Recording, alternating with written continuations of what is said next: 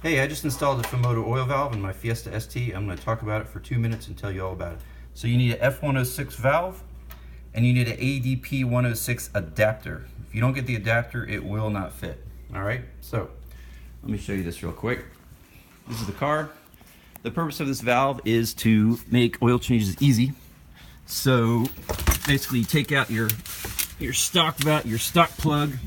You put this in. As you can see, it's low clearance. I'm sorry, there's plenty of clearance is what I meant to say. In fact, before I hit the valve, I'd probably hit this traction bar on anything. So it's not hanging down at all. There's the oil pan. It's, as you can see, it's just level.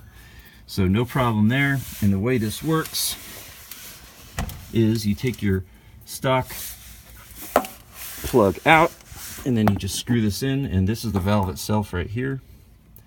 And then this is the adapter, this piece you see here. And then you have this valve switch here, and you have a safety so it can't open. And then to open it, if you want to drain your oil, you just push this up, it's spring loaded, and then pull it, and watch this. And make sure you don't spill it on myself. Low stream, or you can go full stream if you want. I'm just doing low stream now. But you can open it all the way and get more or less. And then it locks into place. And it's locked, as you can see. It will not open. I've had these on 4 of my last cars and I've never had a problem, and it makes oil changing very easy. And one final thought, some folks are worried that the threads of this will go in here and keep the oil from coming out.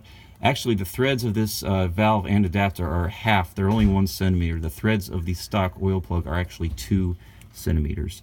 So the threads are only going in a very, very small amount, maybe 1 centimeter. And I think if any oil is left in here, it's going to be minimal. All right, Fumoto oil valve. Go get one for your